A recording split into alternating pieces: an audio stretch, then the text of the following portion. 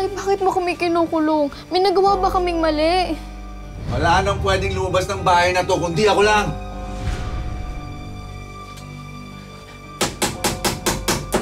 Tay, paano po yung pag-aaral namin? Nanggaling na ako sa eskwela nyo kahapon. Kinausap ko na sila, sinabi ko lilipat na tayo.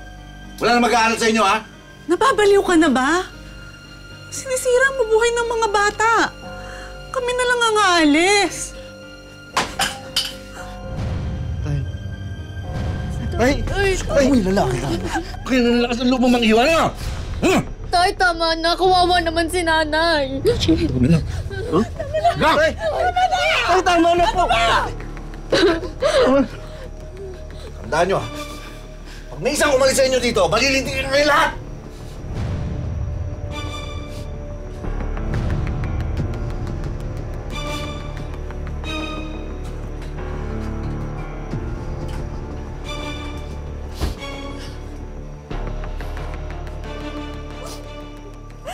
Hindi lang pananakit na pisikal ang natanggap ni Ana at ng mga anak nito mula kay Del.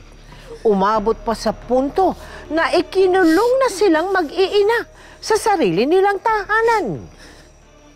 Anong pananakit yung ginagawa niya sa'yo? Yung susuntukin niya po ako sa sikmura o kaya sasapakin niya ako. At madalas niyang gawin yan? Opo.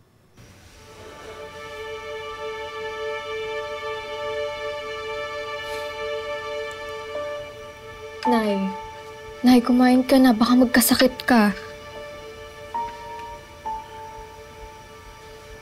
Nay, bakit po ganun si tatay?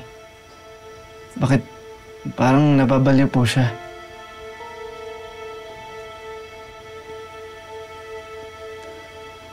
Ang tatay niyo. Isa na siyang adik.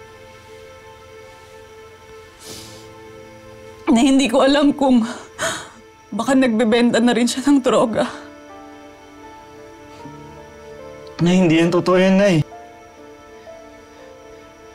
Hindi po adik si tatay.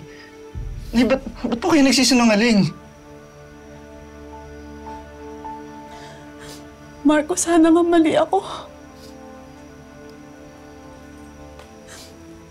Pero walang matinong tao na ikukulong yung buong pamilya niya dito.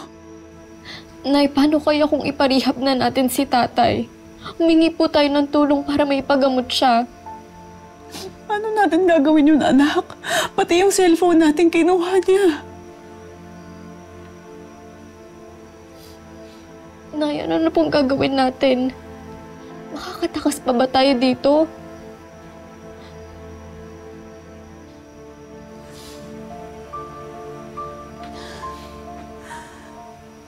Wala tayong magagawa kundi manalangin na lang, anak.